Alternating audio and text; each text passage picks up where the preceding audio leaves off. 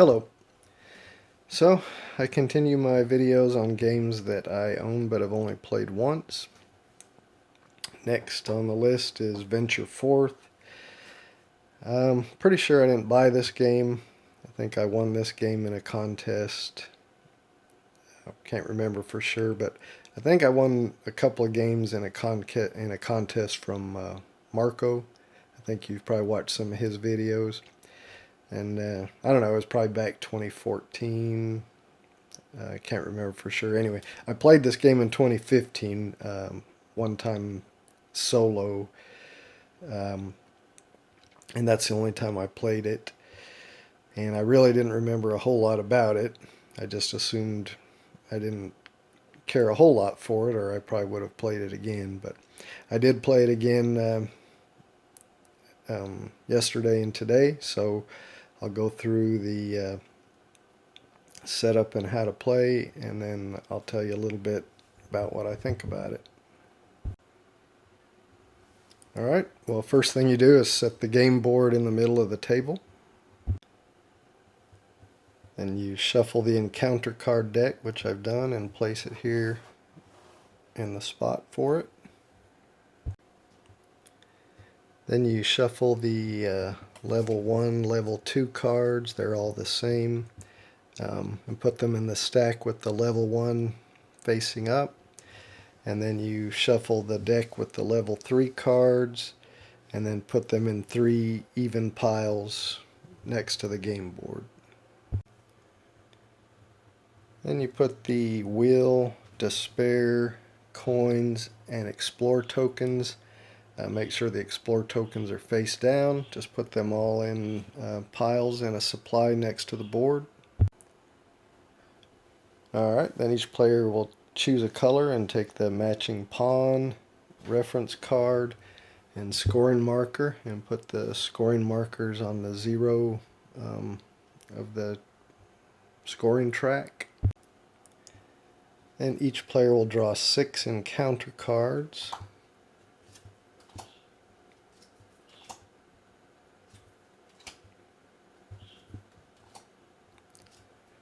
Okay, that'll be for the first player. I'll go ahead and do that for the other 2 players.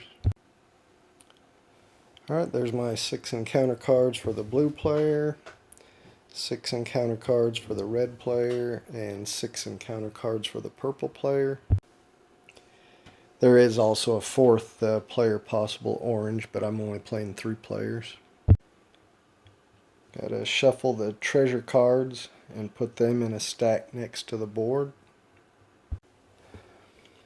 Then you randomly determine however you want a first player. Blue's going to be my first player. He takes 3 coins, and then the other players take 4 coins. Alright, I've got 3 coins on my first player, 3 coins on my second player, and 3 coins on my third player. Actually, if I was going in clockwise order, it would be first, second, third.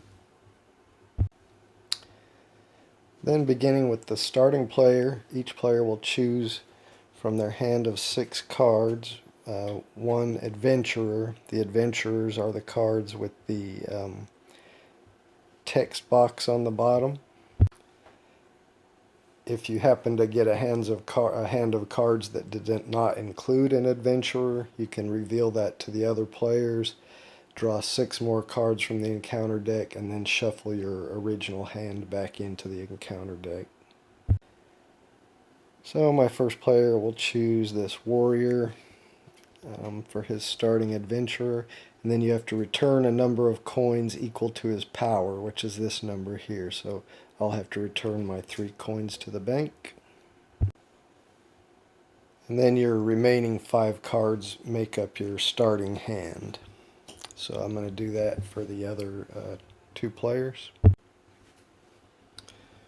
Alright, so my first player chose a level 3 adventurer. My second player chose a level 3 adventurer, so he had to return 3 of his coins to the bank. And the same for my third player. Chose a level 3 adventurer from his hand and returned 3 cards to the bank. Then each player will take a level 1 card and place it underneath their chosen adventurer.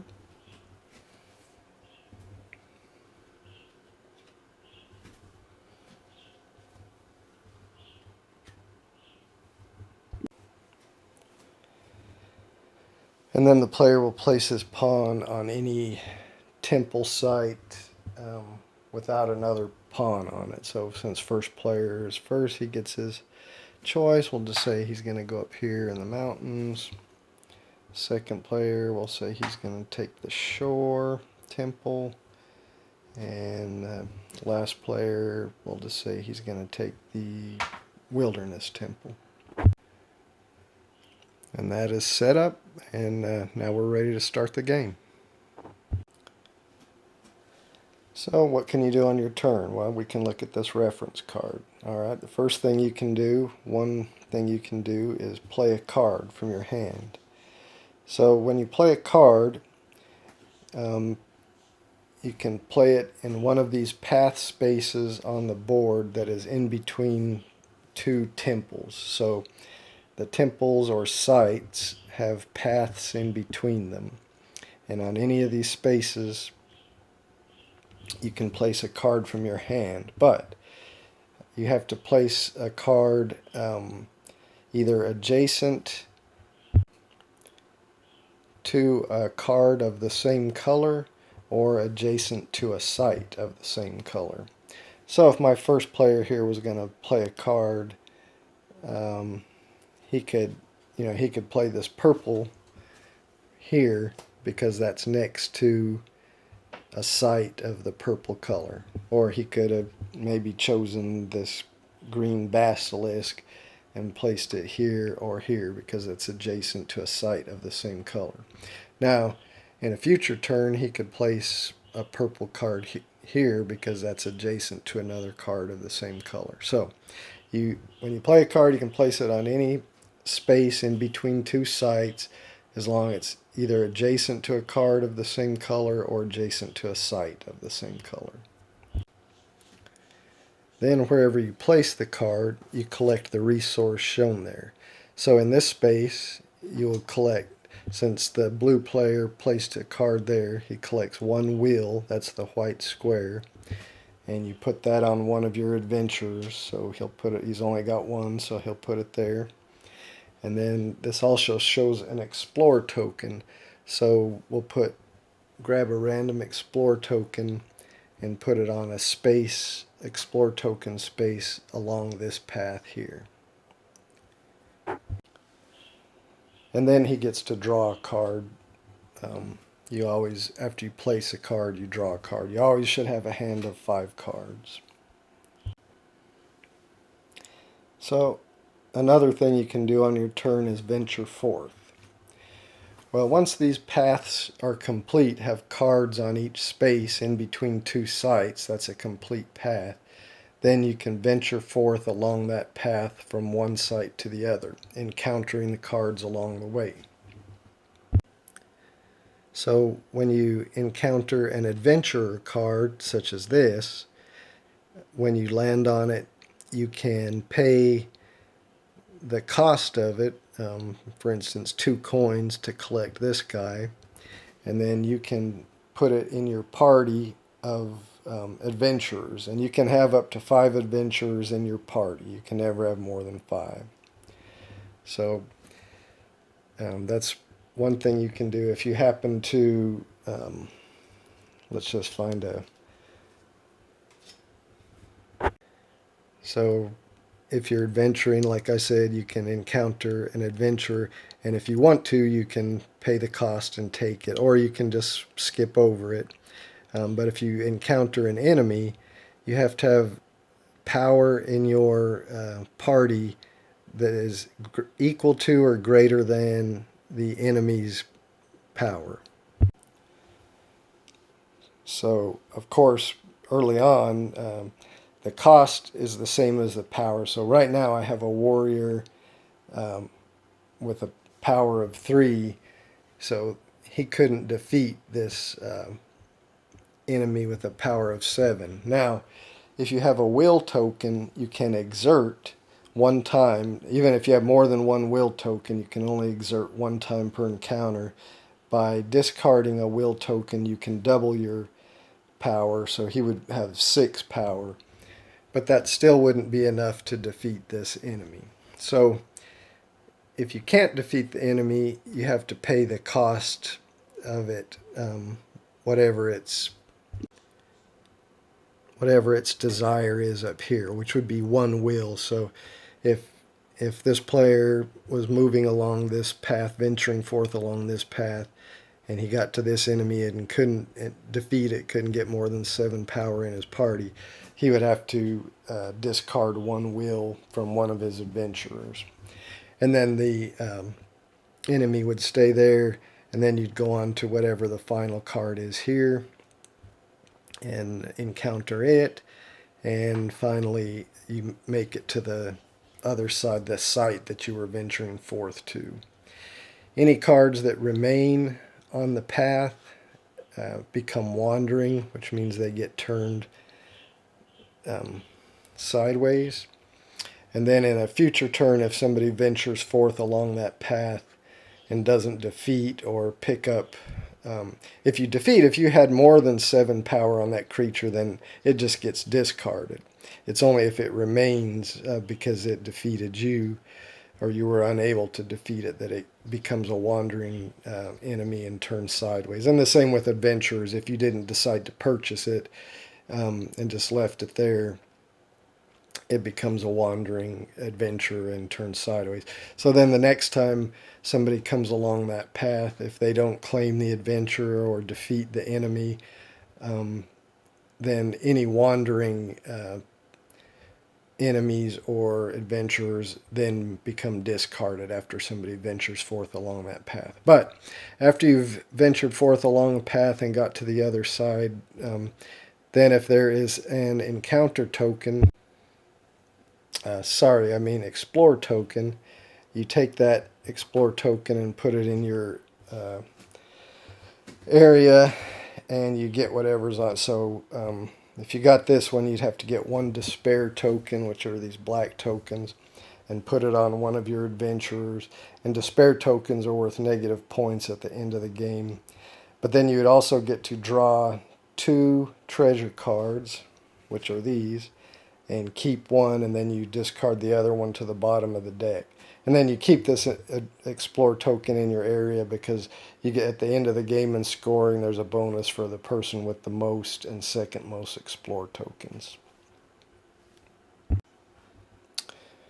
Now, looks like, can't remember where I got these cards from, but it looks like I may have had one too many cards here. I should only have 5. And since I mentioned you can get treasure cards, let's look at the treasure cards and just see what they have. They usually have a power, or they'll all have a power down here on the bottom of something or another. This one says you may venture down an incomplete path this turn. So that would be one. Normally you can only venture down a path that has a card on each space, as I mentioned. But this one, you could venture down one even if it didn't, if it had one empty space on the path, or any number of empty spaces, any incomplete space.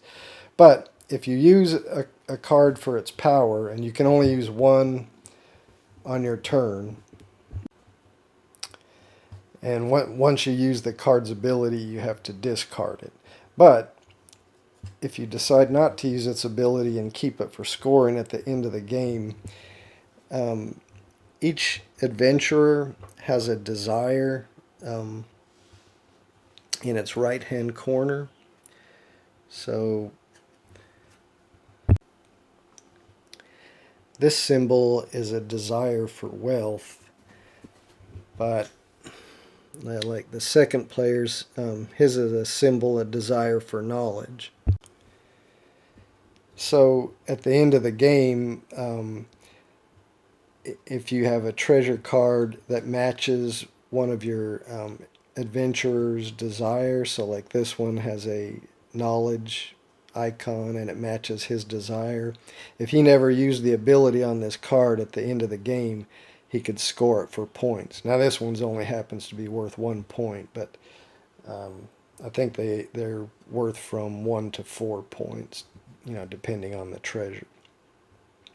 But you can only have, when you're scoring at the end, you can only match one treasure with one adventurer. So you'd want to get the highest one that matches him. But as I said, you can have up to 5 adventurers in your party in the game. Alright, another thing you can do on your turn, if you don't do one of the other actions, is make an offering. So if you're at one of these temples, or sites as they're called, you can, for your turn, take whatever action it shows at that particular temple. So at this one, Temple of Hades, you can discard a treasure card for 2 coins. Here up in the mountains at the Temple of Nike, you can pay 1 coin to get 2 additional turns, but you can't, on one of your additional turns, you can't pay a coin for another additional turn. Here at this Temple of Hestia, you can pay a coin to put 1 wheel on one of your adventurers, and if the adventurer that you're putting that wheel on has a despair token, you can remove that.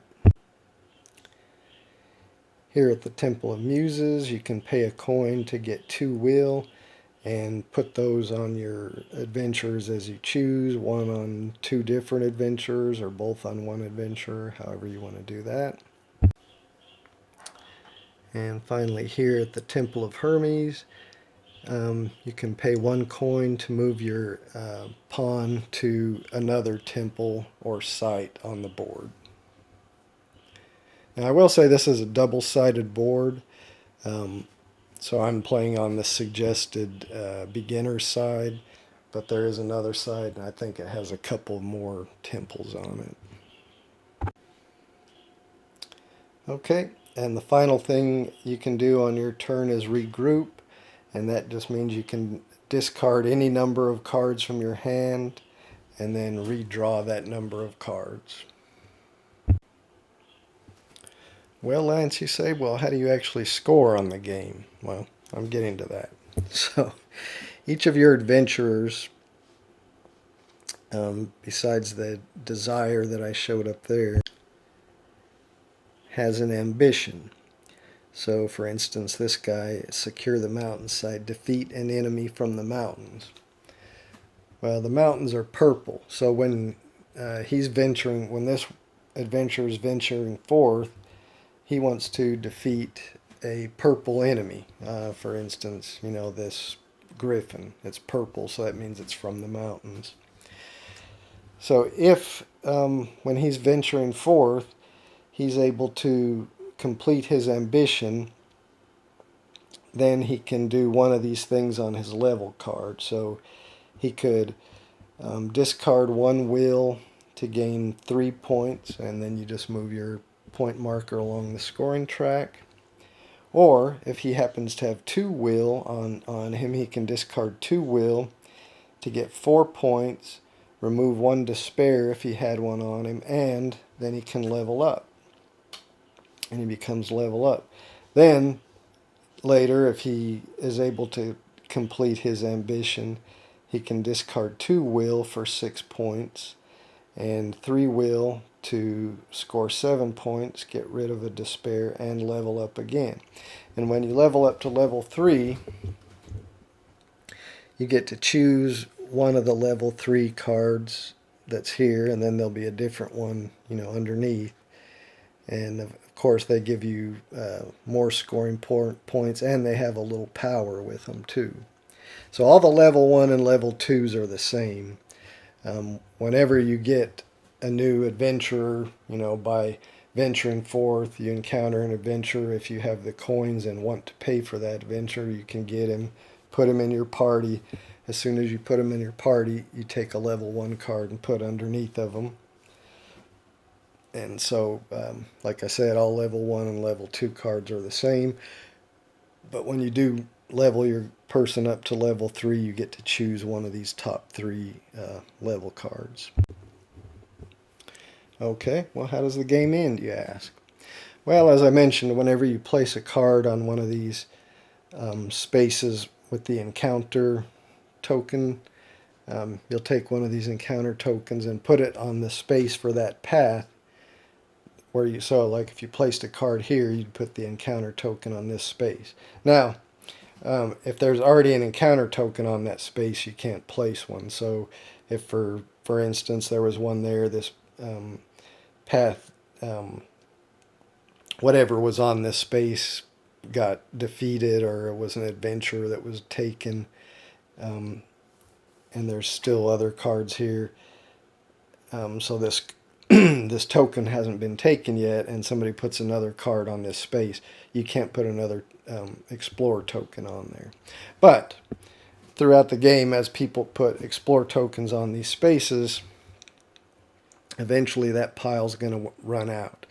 And when the last Explorer token is placed on the board, then everybody takes one more turn, and then you do final scoring. And the final scoring is, of course, wherever your marker is on the score track. Then you get 1 point for each will token you still have on your adventurers.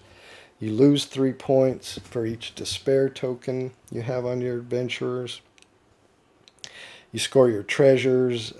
As I said, each adventurer can score 1 treasure that meets his desire. If you have extras, then they just get discarded and they're not worth anything. For every 2 coins you have at the end of the game, you get 1 point. And then finally, as I mentioned, as you collect these Explore tokens by venturing forth, at the end of the game, whoever has the most Explore tokens gets 2 extra points, and whoever has the second most gets 1 extra point. And then whoever has the highest total score wins. So really, I think I've covered pretty much all there is to the game. So why don't we just go through a few example turns. So we'll start with the blue player. And I think I placed him over here at the beginning. So he's starting there. We'll just say he's going to place a card there like I had done earlier. Well, I had a purple, but I don't know. I don't know what I've done. Anyway, well, we'll just take this priestess. So he's going to put this priestess. No, he can't put it there because it has to be adjacent. He can put it here because that's adjacent to a site of the same color. So he'll put it here, and he gets 1 will, and he puts 1 explore token. So put the explore token there, and then he gets to put 1 will on his adventure. Now there is a variant where the person that's putting the explore token can look at it and then place it face down, but I'm just using the basic rules.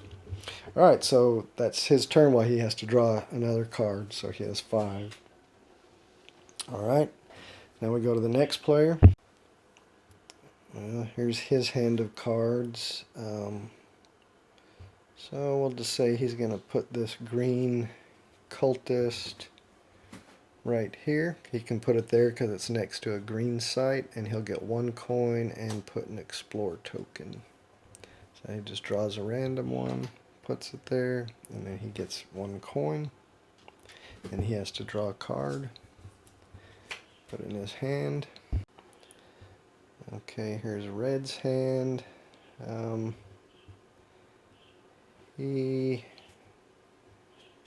Well, we'll just say he'll put this griffin. He can put it next to the mountains because it's purple, and he'll get 1 will and place 1 explore token. And he gets a will and puts it on his adventurer, and then he has to draw a card. Okay, it's blue's turn again. There's no complete paths yet, so nobody can do a venture forth action. He doesn't have any money to make an offering in the temple, so pretty much other than redrawing his hand, all he can do is play another card. Now he may want to play one up here so he can get a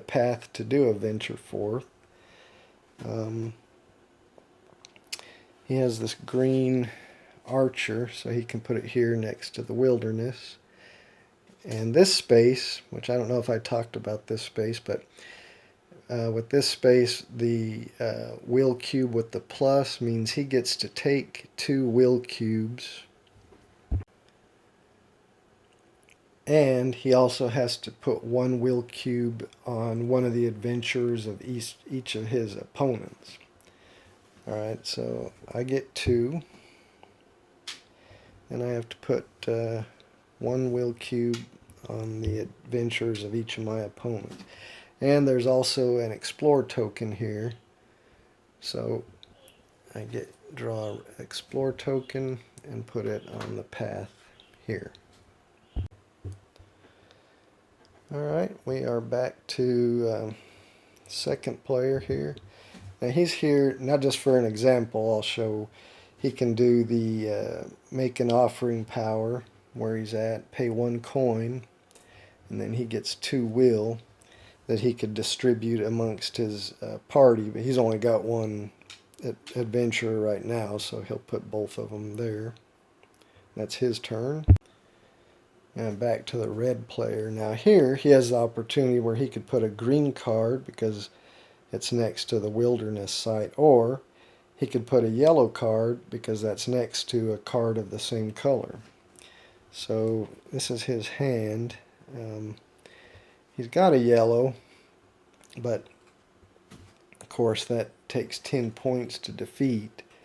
He'll go ahead and put it and get 1 coin. And just puts it there on his card. And then he has to draw a card to get back up to 5. I just want to keep showing until at least we do 1 venture 4th action. Alright, back to blue's turn. He'll take this scout and he can put it up here because that's next to a card of the same color, and then he gets a choice of a coin or a will, and since he doesn't have any coins, he's going to take a coin. So I'll put that right there. Alright, purple's turn now. He will play a card here, and again that's got the plus symbol, so he gets 2 will put on his adventure, and then he's got to put 1 on an adventure of each of his opponent. Now he's got a path he can venture 4th on, and of course he's got to draw a card back to his hand, so he'll have 5. So let's look at red. It's his turn. He could venture 4th. He's got a completed path from wilderness to the country. Let's look at what his ambition is with the adventure that he's got. Defeat an enemy with the smallest power in play. Well, this enemy's power is 10. This is not an enemy. There's an enemy with a smaller power here. So if he defeated that one, he wouldn't fulfill his ambition, so he wouldn't get to do his level up power. So he may not think it's a good idea to venture 4th just yet. Unless he wants to collect this priestess, because if he went along this path he will encounter this priestess, and for 2 coins, which he has, he could add her to his party. Now, because he's only got 1 adventure right now with a power of 3, and even if he exerts, which you can only do 1 time, he could double it to a 6. It's still not going to defeat this 10, so he'll gain a despair. So I think he's just going to play a card this round. So he's going to put this bandits up here next to the mountains. He can do that because it's adjacent to that green archer, so he can put another green card, and he gets to take a coin. So he'll do that, and then he draws a card. Alright, so it's blue's turn. He doesn't have a complete path here, but he does have one here. Now his ambition is to defeat an enemy from the mountains, and if he goes on this path, they're both green, so that means they're from the wilderness. He would need to go defeat a purple to defeat an enemy from the mountains. But again, he doesn't have a complete path to do that. But gosh, what does he want to do? I think he'll just hold off. He'd like to go and get this adventurer, but he's only got 1 coin, and so he couldn't pay the 2 coin cost to get him. If he puts another card here and goes this way, he would have a coin, but he won't defeat this guy, and this guy's going to take 2 coins from him. Now, I haven't mentioned some of these enemies that have 2 penalty things. They're called vicious enemies. So some ambitions of a adventurer is maybe to defeat a vicious enemy. So that's how you know if it's a vicious enemy, if it has 2 costs up there to be paid. These just happen to both be coins, but it could be 2 will or something like that. And if you can't defeat an enemy and you can't pay its cost, you've got to take a despair as a penalty. Anyway, Blue's still trying to decide what to do, and he just decided he's going to play this Hellhound here. That'll give him a coin, and he puts a Explore token out on the board, and then he draws a card. Now it's Purple's turn. Defeat an enemy from the wilderness is his ambition, but the only completed path he's got right here both has adventurers, and 1 costs 2, 1 costs 1. He's only got 1 coin. So you can see early on in the game you're mostly just going to be playing cards, and later on you'll be venturing forth a lot more. So I think he's just going to play a card. So we'll just say he's going to play this Hydra here. He can do that because it's adjacent to Blue, and he'll get a coin for that.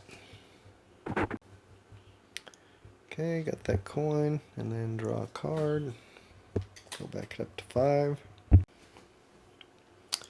Okay, it's Red's turn, and I think he's going to venture forth because he's got a complete path here, and his ambition is to defeat an enemy with the smallest power in play, and this Bandits only has a power of 6, and all the other enemies on the board are 9, 10, 8, and 10.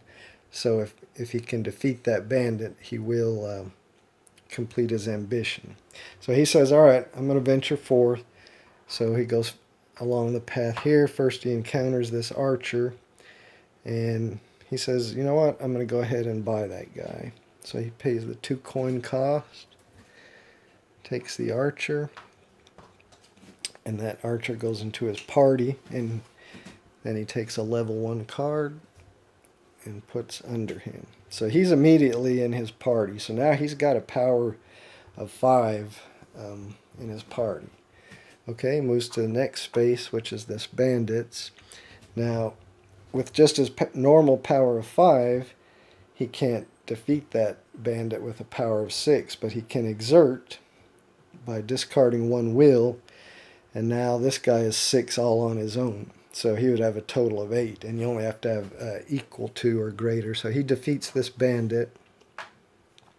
So he goes in the discard pile, and he defeated an enemy with the smallest power in play. So now he can do one of his level up, or his level power. So he's going to discard 2 will, and then he gets 4 points and can level up. And if he had a despair, he could discard it. So discarding his 2 will, he gets 4 points, and then he levels up by flipping this over.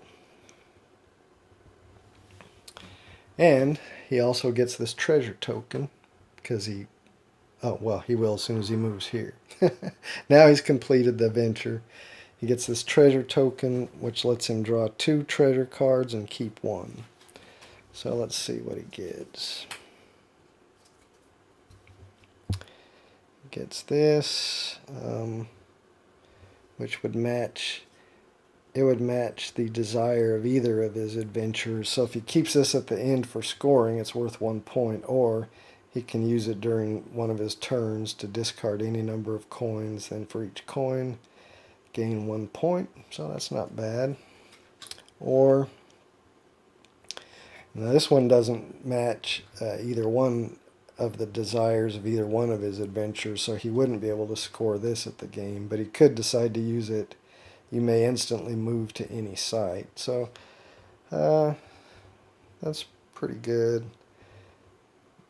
But I think he's going to keep this one just in case he's going to use it to score at the end. I think he'll get better ones, but so this one just discards to the bottom of the treasure pile.